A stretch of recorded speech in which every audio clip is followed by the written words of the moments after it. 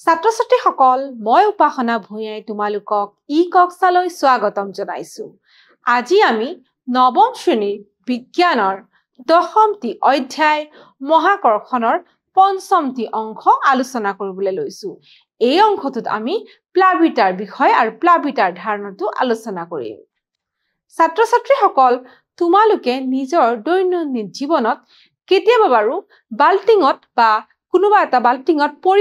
পানী পৰিপূৰ্ণ হৈ থকা বাল্টিং এটাত যদি নিজৰ হাতখন ডুবাই দিয়া তেতিয়া কেনে ধৰণৰ অভিজ্ঞতা কৰিছা বা কেনে ধৰণৰ অনুভৱ কৰা?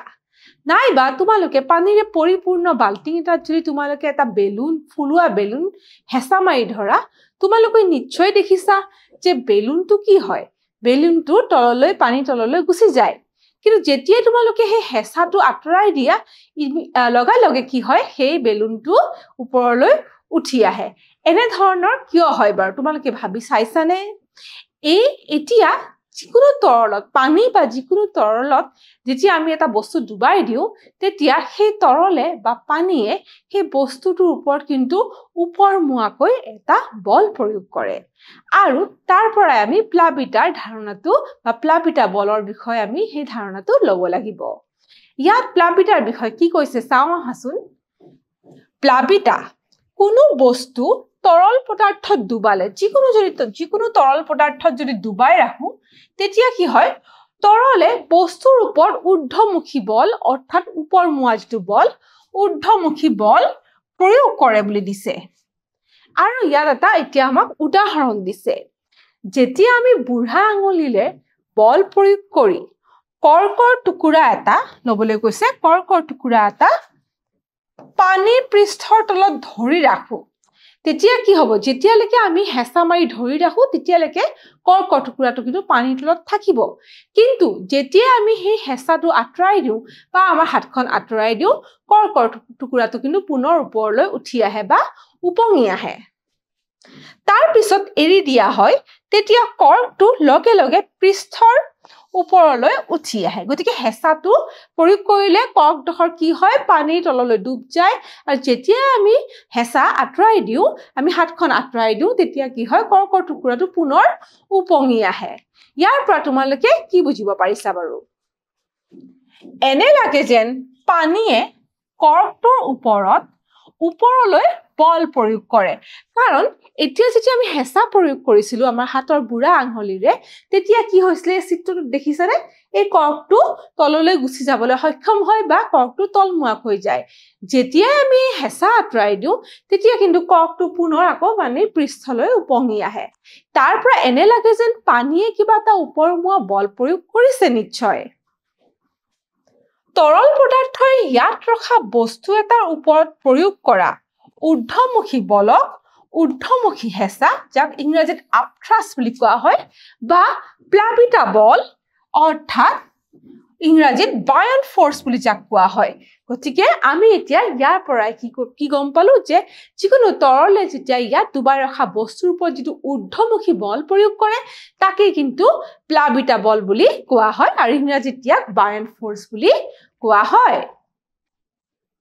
ছাত্ৰ-ছাত্ৰীসকল আমাক এতিয়া প্লাবিতাৰ বলৰ বিষয়ে বিতংভাৱে আমাক দিছে। চাওঁচোন আহা, ইতিমধ্যে আমি পাইছো যে পানী বা যিকোনো তৰলে যিটো ঊৰ্ধ্বমুখী বল প্ৰয়োগ কৰে তাত ডুবাই ৰখা বস্তু তাকে প্লাবিতা বল বুলি কয়। গতিকে এই প্লাবিতা বল হৈছে সেই ঊৰ্ধ্বমুখী যি হেঁচা প্ৰয়োগ কৰে, সেয়াই হৈছে প্লাবিতা বল সমান সেই ঊৰ্ধ্বমুখী হেঁচা। এতিয়া তৰলত ডুবালে সকলো বস্তুৱে প্লাবিতা বল অনুভৱ কৰে। যিকোনো বস্তু যদি আমি লওঁ, সেই বস্তু যেতিয়া আমি তৰলত ডুবাওঁ, প্ৰত্যেকটো বস্তুৱে কিন্তু সেই প্লাবিতা বল অনুভৱ কৰে। আৰু আমি আমাৰ হাতখনো যদি পানীত ডুবাওঁ, আমিও সেই প্লাবিতা বল অনুভৱ কৰিবলৈ সক্ষম হওঁ। তাৰপিছতে ছাত্ৰ-ছাত্ৰীসকল ইয়াৰ মান বুলি কৈছে, অৰ্থাৎ সেই বল বা প্লাবিতা বলৰ মানৰ কথা কৈছে। এই বলৰ মান তৰলৰ যি ঘনত্ব, তৰলৰ ঘনত্বৰ ওপৰত নিৰ্ভৰ কৰে বুলি কৈছে। গতিকে তৰলৰ ঘনত্বৰ ওপৰত নিৰ্ভৰ কৰে এই প্লাবিতা বল বা এই ঊৰ্ধ্বমুখী হেঁচা। ছাত্ৰ-ছাত্ৰীসকল এতিয়া আমাক এটা উদাহৰণ ইয়াত দিছে। এই উদাহৰণটোৰ লগত এটা ছবিও দিছে। চোৱাচোন, তোমালোকে মন দি চোৱা। ইয়াত কি দেখুৱা হৈছে বাৰু এটা কুঁৱা বা নাদ দেখুৱা হৈছে আৰু দেখুৱা হৈছে যে এডাল ৰছীৰ সহায়ত এটা বাল্টি আমি কুঁৱাটোলৈ পঠিয়াই দিছো বা তললৈ দি দিছো এতিয়া ইয়াত কি কোৱা হৈছে কুঁৱাৰ পৰা বাল্টিৰে পানী তুলুতে পানী পূৰ্ণ বাল্টিটো পানীৰ পৰা ওলাই অহাৰ লগে লগে পূৰ্বতকৈ বহুত গধুৰ যেন লাগে এতিয়া ইয়াৰ অৰ্থটো কি বাৰু যেতিয়া আমি এনেকুৱা এটা পাত্ৰ বা বাল্টিঙৰ সহায়ত কুঁৱাৰ পৰা পানী তুলিবলৈ চেষ্টা কৰো তোমালোকৰ এনেকুৱা অভিজ্ঞতা হৈছে নে বাৰু যদি নাই হোৱা কেতিয়াবা এনেকুৱা অভিজ্ঞতা কৰিবলৈ চেষ্টা কৰিবাচোন যেতিয়া আমি বাল্টিংটোৰ সহায়ত বা পাত্ৰটোৰ সহায়ত কুঁৱাৰ পৰা পানী তুলিবলৈ চেষ্টা কৰিম আমি যেতিয়া বাল্টিংটো পানীৰ পৰা ওলাই আনিম তেতিয়াই কিন্তু আগৰ তুলনাত কি হ'ব এই বাল্টিংটোৰ ভৰ বাঢ়ি যোৱা যেন আমাক লাগিব অৰ্থাৎ এই পানীৰে পৰিপূৰ্ণ বাল্টিংটো যেতিয়া নাদাৰ ভিতৰত বা কুঁৱাৰ ভিতৰত পানীত থাকিব তাৰ যিটো গধুৰ বা ভৰ হেতু খুব কম যেন বা ওজনটো খুব কম যেন লাগে কেতিয়া সি ওলাই অহাৰ তুলনাত এতিয়া ছাত্ৰ ছাত্ৰীসকল এতিয়া আমাক এখন ছবি দিয়া হৈছে তোমালোকে এই ছবিখনলে মন কৰাচোন ইয়াত কিছুমান পদাৰ্থ বা বস্তুৰ নাম লিখি দিয়া হৈছে আৰু ইয়াত এটা প্ৰশ্নও কৰা হৈছে প্ৰশ্নটো কি বাৰু আমাক সোধা হৈছে যে কোনবোৰ বস্তু বা কোনো বস্তু কেতিয়া উপঙে বা কেতিয়া ডুবে গতিকে কোনবিলাক বস্তু ডুবে আৰু কোনবিলাক বস্তু পানীত উপঙে তোমালোকে নিশ্চয় দৈনন্দিন জীৱনত বিভিন্ন এনেকুৱা উদাহৰণ দেখিছা কিছুমান বস্তু পানীত আমি দিওঁ আমি তৰলক এতিয়া পানী হিচাপে পানীটোকে এটা তৰলৰ উদাহৰণ হিচাপে লওঁ কিছুমান বস্তু পানীত দিয়াৰ লগে লগে পানীৰ তলি পাইগৈ আন কিছুমান বস্তু কিন্তু পানীত থলে পানীৰ পৃষ্ঠতে থাকে আমি যদি হেঁচা প্ৰয়োগ কৰো তেতিয়া সেই বস্তুটো পানী তলিলে যায় সেই হেঁচাটো যেতিয়া আমি আঁতৰাই দিওঁ লগে লগে বস্তুটো পুনৰ উপঙি আহে সেইটো আমি সেই কৰ উদাহৰণৰ পৰা পাইছো এতিয়া এই চিত্ৰটোলে বন কৰা এই চিত্ৰটোত বহুতো বস্তু বা পদাৰ্থ দেখুৱা হৈছে প্ৰথমে চোৱাচোন মোৰ বাঁ হাতৰ পৰা চোৱা প্ৰথমে আইচ বুলি দিছে আইচ মানে বৰফৰ টুকুৰাৰ কথা কৈছে বৰফৰ টুকুৰা তোমালোকে গৰম দিনত যেতিয়া চৰবতত বৰফৰ টুকুৰা দি খাই পাইছানে নিশ্চয় তোমালোকে দেখিছা যে পানীত যেতিয়া আমি বৰফৰ টুকুৰা এটা থম সেয়া কিন্তু কি হ'ব পানীৰ ওপৰত উপঙি থাকিব তাৰ পিছতে এই প্লাষ্টিকৰ বটলটো দিছে দেখিছানে এই এনে ধৰণৰ প্লাষ্টিকৰ বটলো কিন্তু পানীত উপঙি থাকিব আকৌ কাঠৰ টুকুৰা তোমালোকে বুৱতী নদীত এনেকুৱা কাঠৰ টুকুৰা কেতিয়াবা উটি অহা দেখি পাইছানে এই কাঠৰ টুকুৰা কেতিয়াবা পানীত উপঙি বা উটি আহে তাৰ পিছত আমি কৰ্কৰ কথা পাতিছিলো কৰ্কৰ ছবিটো দেখুৱা হৈছে অইল অৰ্থাৎ তেলৰ কথা কৈছে আমি যদি পানীত এটোপাল তেল দি দিওঁ তোমালোকে দেখিবা যে তেলৰ টোপালটো কিন্তু পানীৰ ওপৰতে বিৰিঙি আছে অৰ্থাৎ এই তেল পানীত উপঙি থাকে এইফালে লিথিয়াম বুলি দিয়া হৈছে আৰু তাৰ পিছতে সোডিয়াম এইবিলাকো আমাক দিয়া হৈছে আনহাতে ইয়াত দিয়া হৈছে গ্লাছ বুলি কেৱল মাৰ্বল দেখুৱা হৈছে মাৰ্বলটো গ্লাছেৰে নিৰ্মিত এই মাৰ্বল গুটি যেতিয়া আমি পানীত দিম পানীত ডুবি যাব তাৰ পিছত এলুমিনিয়াম দেখুৱা হৈছে ব্লাড দিয়া হৈছে ব্লাড অৰ্থাৎ আমাৰ ৰক্ত বা তেজ তাৰ পিছত গ্ৰেনাইট দিয়া হৈছে গোল্ড অৰ্থাৎ সোণৰ কথা কৈছে আৰু শেষত কয়লা বা কোলৰ কথা আমাক কৈছে গতিকে এই ছবিখনত তোমালোকে বিভিন্ন পদাৰ্থ দেখিবলৈ পাইছা ইয়াৰে কিছুমান আমি যেতিয়া তৰলত বা পানীত দি দিম ইয়াৰে কিছুমান পানীৰ পৃষ্ঠত উপঙি থকা দেখা পাবা আন কিছুমান কিন্তু পানীত দিয়াৰ লগে লগে পানীৰ তল পাবগৈ এনে ধৰণৰ প্ৰক্ৰিয়া আমি কিয় দেখিবলৈ পাওঁ বা এটা পদাৰ্থ বা এটা বস্তু পানীত উপঙিব নে ডুবিব হেতু কিহৰ ওপৰত নিৰ্ভৰশীল ইয়াৰ কথা আমি এতিয়া আলোচনা কৰিব লাগিব ইয়াত দিয়া হৈছে যিটো বস্তুৰ ওজন তাৰ ওপৰত তৰলে প্ৰয়োগ কৰা ঊৰ্ধ্বমুখী হেঁচাতকৈ বেছি সেই বস্তুটো তৰল পদাৰ্থত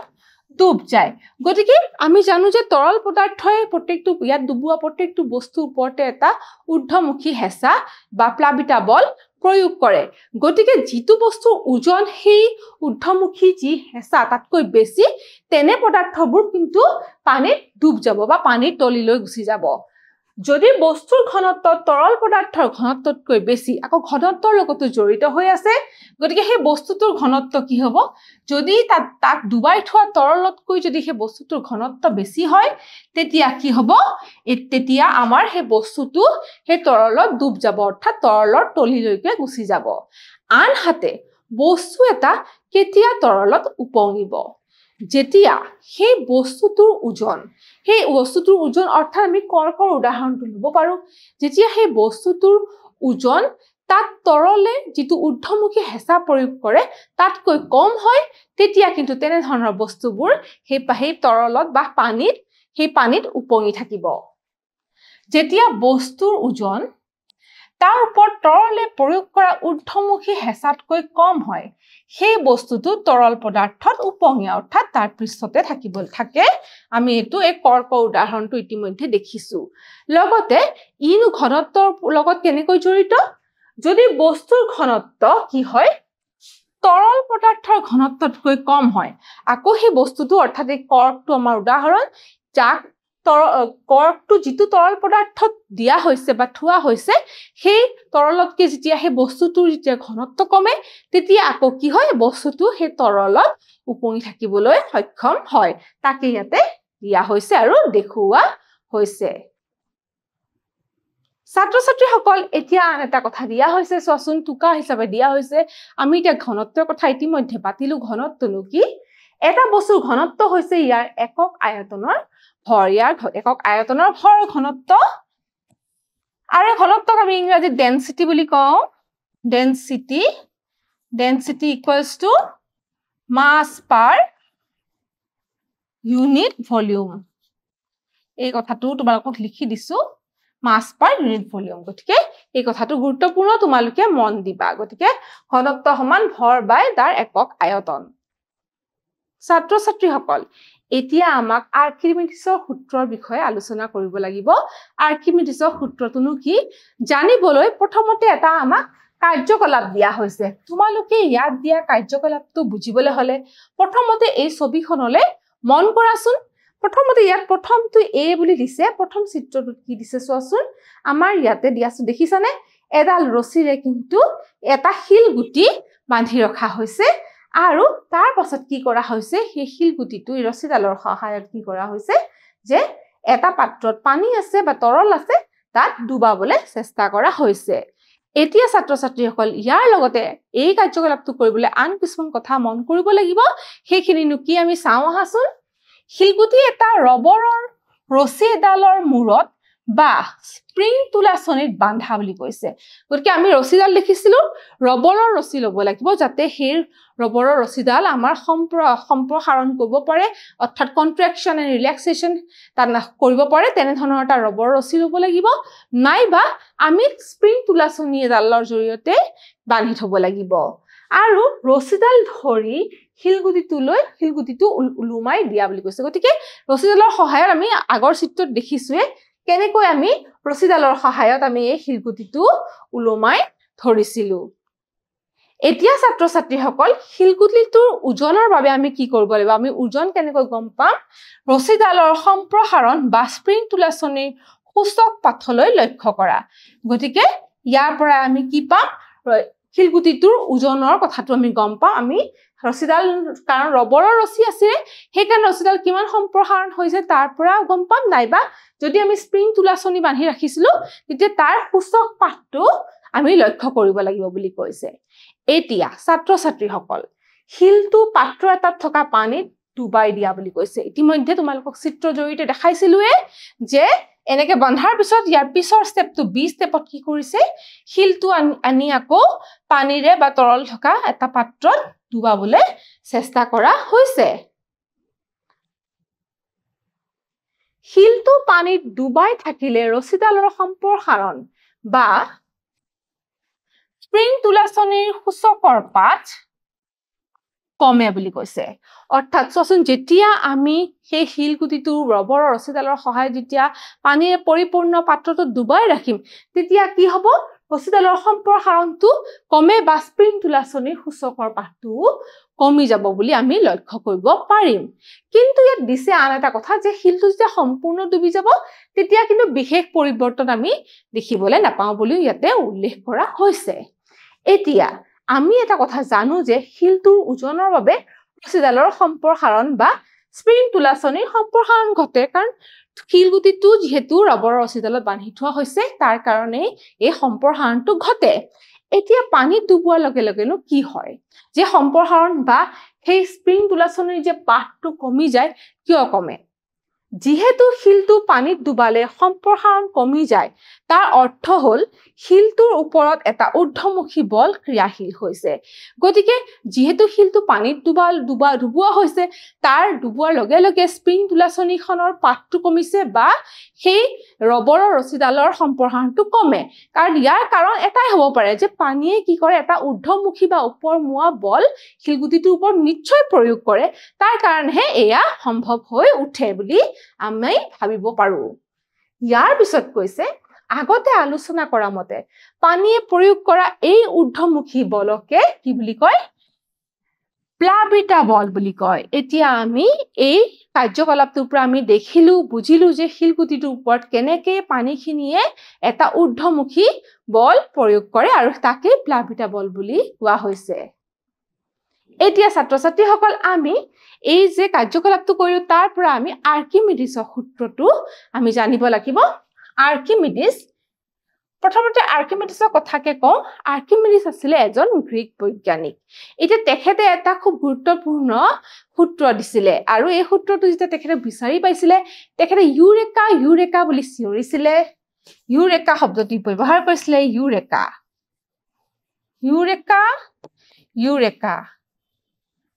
এনেকে তেখেতে মাত দি পেলাই দৌৰি গৈছিলে ইউৰেকা শব্দ অৰ্থ হ'ল মই বিচাৰি পালো তেখেতেনো কি বিচাৰি পালে এতিয়া আমি সেই সূত্ৰটোৰ জৰিয়তে জানো আহাচোন আৰ্কিমিডিছৰ মতে তেখেতে কি কৈছিলে বস্তু এটা তৰলত সম্পূৰ্ণ বা আংশিকভাৱে ডুবাই ৰাখিলে কি হয় ই ঊৰ্ধ্বমুখী বল এটা অনুভৱ কৰে কোনে এই বস্তুটোৱে ঊৰ্ধ্বমুখী বল এটা অনুভৱ কৰে যাৰ মান বস্তুটোৱে অপসাৰিত কৰা তৰলৰ ওজনৰ সমান এই গুৰুত্বপূৰ্ণ সূত্ৰটো কিন্তু আৰ্কিমিডিছে দিছিলে আৰু তেখেতে এই সূত্ৰটো দিয়াৰ ফলতে এই সূত্ৰটোৰে বিভিন্ন ব্যৱহাৰ বা প্ৰযোজ্যতা বা প্ৰয়োগ আমাৰ দৈনন্দিন জীৱনত আমি কৰিব পাৰিছো ছাত্ৰ-ছাত্ৰীসকল এতিয়া আমি আৰ্কিমিডিছৰ সূত্ৰৰ প্ৰয়োগ ক'তনো হয় তাৰে কিছুমান উদাহৰণ চাবলৈ চেষ্টা কৰো আহাচোন আৰ্কিমিডিছৰ সূত্ৰৰ প্ৰয়োগ এতিয়া এই আৰ্কিমিডিছৰ সূত্ৰৰ প্ৰয়োগ কিন্তু জাহাজ আৰু শিহু জাহাজৰ নক্সা তৈয়াৰ কৰোঁতে প্ৰয়োগ হয় জাহাজ তোমালোকে জানা শিপ শিহু জাহাজ মানে সাবমেৰিন তোমালোকে হেতু মনত ৰাখিবা ইহঁতৰ নক্সা তৈয়াৰ কৰোঁতে এই আৰ্কিমিডিছৰ সূত্ৰটোৱে ব্যৱহাৰ কৰা হয় তাৰ পিছতে গাখীৰৰ বিশুদ্ধতা যেতিয়া নিৰ্ণয় কৰিব লগা হয় তেতিয়া এই লেক্টোমিটাৰ বা দুগ্ধমেটা এইটো সঁজুলি ব্যৱহাৰ কৰা হয় আৰু এইটো কিন্তু আৰ্কিমিডিছৰ সূত্ৰৰ ওপৰতে নিৰ্ভৰশীল তাৰ পিছতে জুলীয়া বস্তুৰ ঘনত্ব যিকোনো জুলীয়া বস্তুৰ ঘনত্ব জুখিবলৈ কি হয় জল মেটা ব্যৱহাৰ কৰে যাক হাইড্ৰমিটাৰ বুলি কয় আৰু এইটো কি হৈছে এই আৰ্কিমিডিছৰ সূত্ৰৰ ওপৰতে নিৰ্ভৰ কৰি নিৰ্মিত বা নিৰ্মাণ কৰা হৈছে ছাত্ৰ-ছাত্ৰীসকল আজি আমি আমাৰ এই অংশটোত প্লাবিতাৰ বিষয়ে আলোচনা কৰিলো প্লাবিতা বল আৰু ঊৰ্ধ্বমুখী হেঁচাৰ কথা আলোচনা কৰিলো আৰু আৰ্কিমিডিছৰ সূত্ৰটো জানিবলৈ সক্ষম হলো এতিয়া কিছুমান মূল্যায়নৰ প্ৰশ্ন কৰিবলৈ চেষ্টা কৰো প্ৰথম প্ৰশ্নটোত কি সুধিছে চাওঁ আহাচোন আৰ্কিমিডিছৰ নীতি অনুসৰি যেতিয়া কোনো বস্তু তৰল পদাৰ্থত ডুব যায় তেতিয়া ইয়াৰ ওজন কি হয় ইয়াৰ ওজন কেনে ধৰণৰ হয় আৰ্কিমিডিছৰ সূত্ৰৰ মতে দেই ইয়াৰ ওজন কমি যায় ইয়াৰ ওজন বৃদ্ধি পায় অপৰিৱৰ্তিত হৈ আছে ওপৰৰ এটা নহয় আমি গম পাওঁ যে ইয়াৰ ওজন কমি যোৱা যেন হয় ইয়াৰ পিছত ছাত্ৰ-ছাত্ৰীসকল দ্বিতীয় প্ৰশ্নত আমাক কি সুধিছে চাওঁচোন যেতিয়া কোনো বস্তুৰ ওজন তৰল পদাৰ্থত কৰা হয় তেতিয়া ওজন হ্ৰাসৰ মান হ'ব ওজন হ্ৰাসৰ মানটো কাৰ লগত সমান হ'ব বস্তুৱে অপসাৰিত কৰা তৰল পদাৰ্থৰ ওজন বস্তুৱে অপসাৰিত কৰা পানীৰ ওজন বায়ুত বস্তুৰ ওজন বতাহত বস্তুৰ আধা ওজন যেহেতু বস্তুটো এটা তৰল পদাৰ্থত আছিলে গতিকে বস্তুৱে অপসাৰিত কৰা সেই তৰল পদাৰ্থৰ ওজনৰ সমানে হ'ব যিমান ওজন হ্ৰাস পাব গতিকে কটোৱে হৈছে একেবাৰে শুদ্ধ উত্তৰ ছাত্ৰ ছাত্ৰীসকল, আজি আমি আমাৰ এই অংশটোত প্লাবিতা বলৰ বিষয়ে আলোচনা কৰিলো, ঊৰ্ধ্বমুখী হেঁচাৰ কথা আলোচনা কৰিলো আৰু কিছুমান কাৰ্যকলাপৰ জৰিয়তে আমি আৰ্কিমিডিছৰ সূত্ৰটো আলোচনা কৰিলো আৰু সূত্ৰটো জানিলো আৰু বুজিবলৈ চেষ্টা কৰিলো। লগতে কিছুমান মূল্যায়নৰ প্ৰশ্নও কৰিলো। আজি আমাৰ এই অংশটো ইয়াতে সমাপ্ত হ'ল, লগতে আমাৰ এই অধ্যায়টো ইয়াতে শেষ হ'ল। পৰৱৰ্তী ক্লাছত আমি এটা নতুন অধ্যায় আৰম্ভ কৰিম। আজিলৈ আহো, ধন্যবাদ।